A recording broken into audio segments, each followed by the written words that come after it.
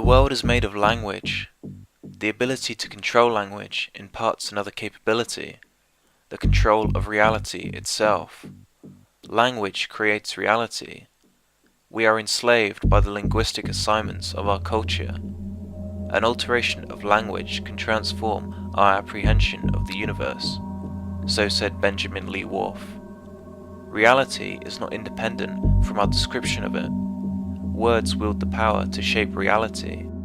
As quantum mechanics has established itself and new theories have emerged, we are required to abandon the distinction between information and reality. Digital physics sees everything as information. From this perspective, it can be said that the history of the universe is, in effect, a huge and ongoing quantum computation. As the universe evolves and churns out more and more intricate and complex structures, we need to learn to see the patterns, to learn how it registers and processes information. To do this, we must learn the language of nature. Language is synonymous to information, much like the relationship between source code and a computer program. Another way to look at it is that everything is relative. Everything exists in relation to something else. Any object we might conceive of is really an abstraction or collection of other objects.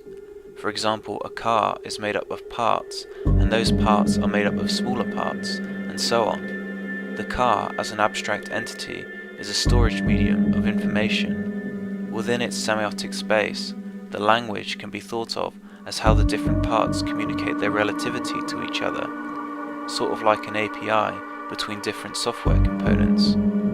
Either way you look at it, language is essentially like the rules that govern an informational construct. Language is symbolic, just like a CPU has opcodes to tell it what operations to perform. Languages come in a variety of formats, yet they are all interrelated. For example, mathematics, sounds, colors, and geometry. Information is like a meta-substance, meta meaning beyond or above, yet it is embedded in the metaphor we choose to describe it by. Consider that the subatomic particles and quantum processes which scientists describe are what shamanistic and ancient cultures would consider spirits and deities.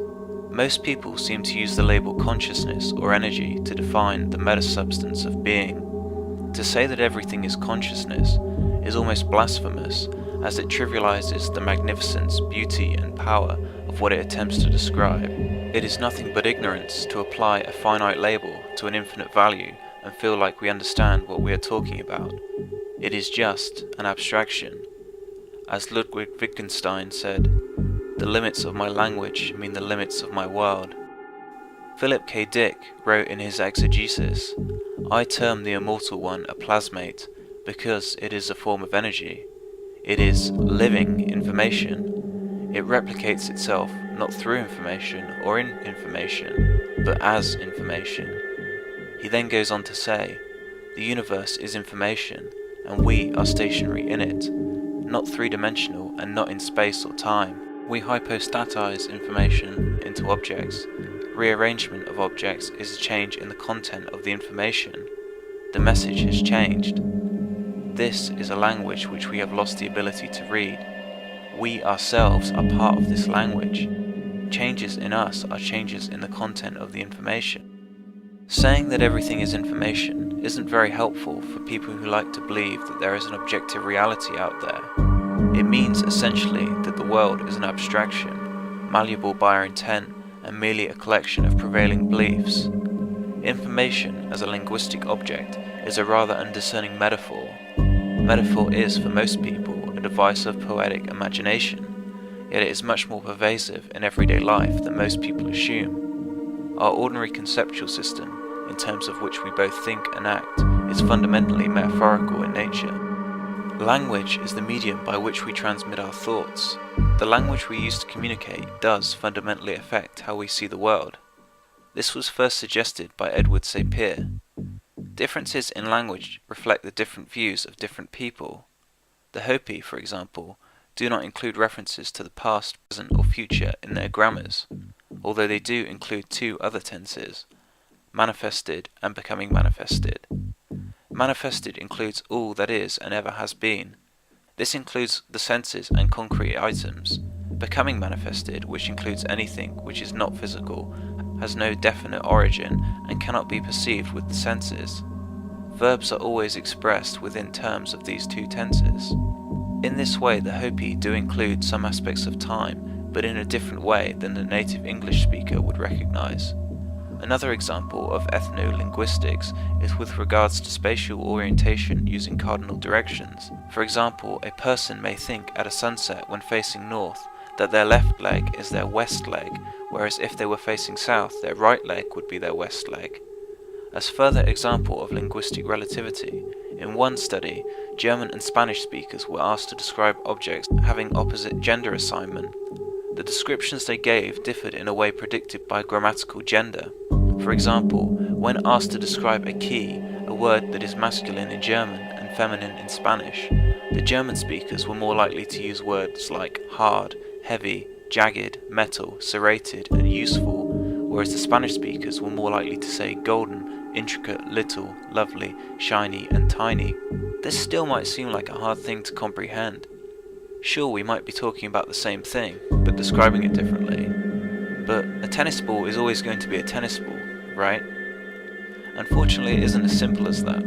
As people like Robert Anton Wilson point out, the only reality we know is the one we interpret through our nervous system. Whilst I have no academic background in linguistics, I feel that studying the relationship between language and reality is instrumental to being able to think at higher levels and finer degrees of logic and reasoning. After all, language is literally the bridge for the psyche to telepathically communicate with itself.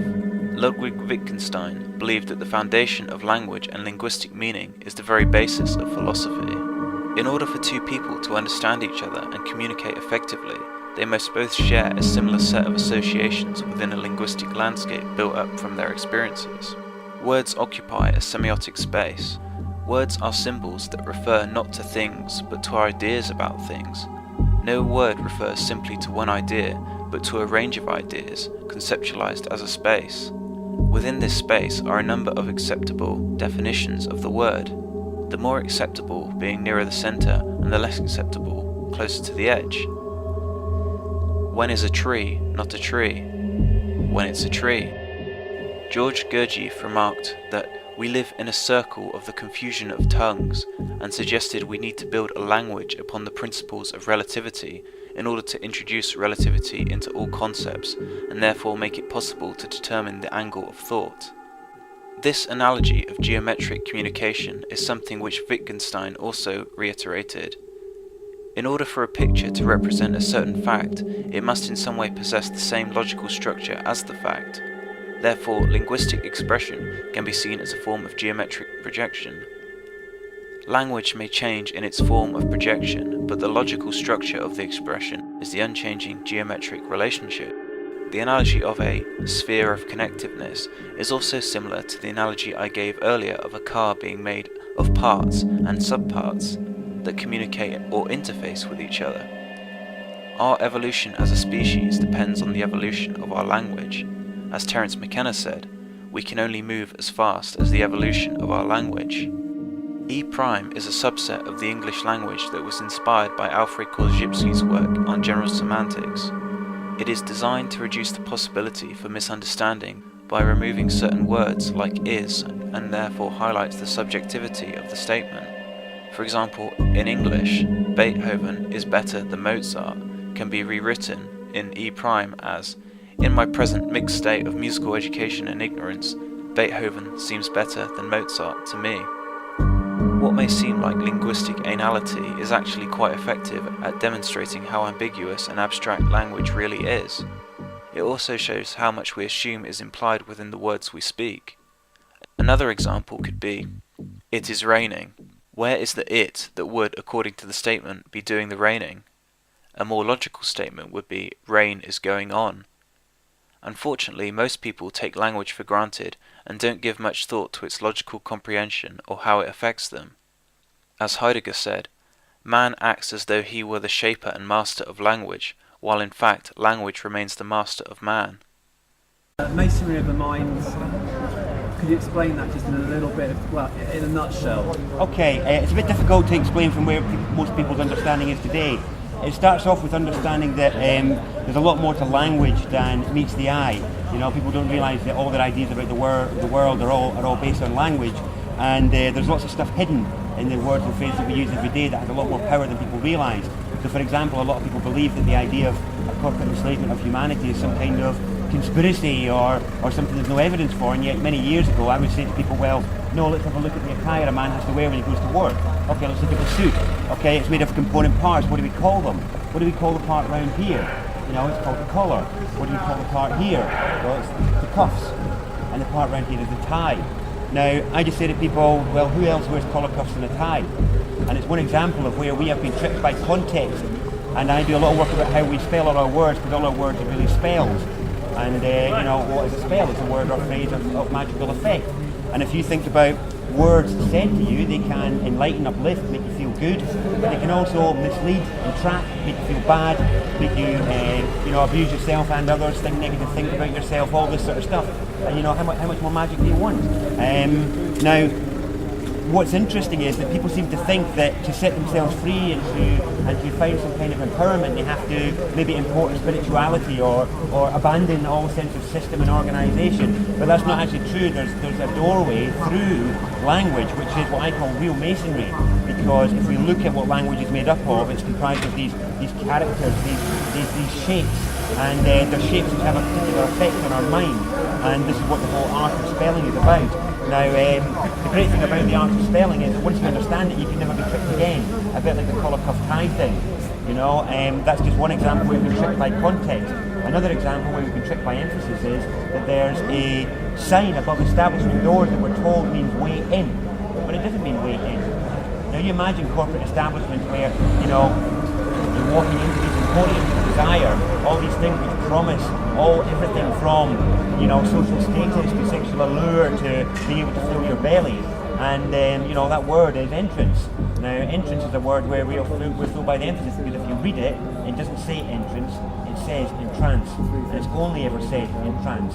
And now reflect upon your time walking into the supermarket under the spell of entrance, and you walk in there, you've got the shiny lights on all this packaging, you know, promising a full belly, promising you'll be sexually alluring, promising that your kids are going to be happy and smiley and healthy, and actually it's all a fraud. You know, it's an entrance. It's fleetingly satisfying to the point that we have to go back for more.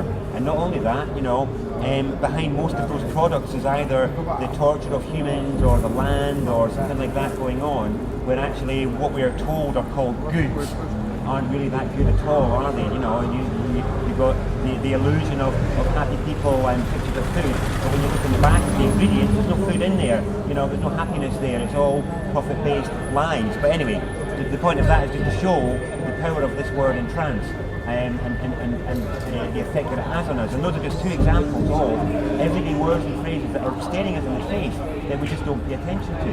And what I invite people to consider is, if you've missed collar cuff tie and you've missed entrance, then what else might you have missed? You know, and those are just little doorways into what I'm talking about, where you can come and study the whole science of language and sound, and how that is the real gateway to freeing the mind. Magic.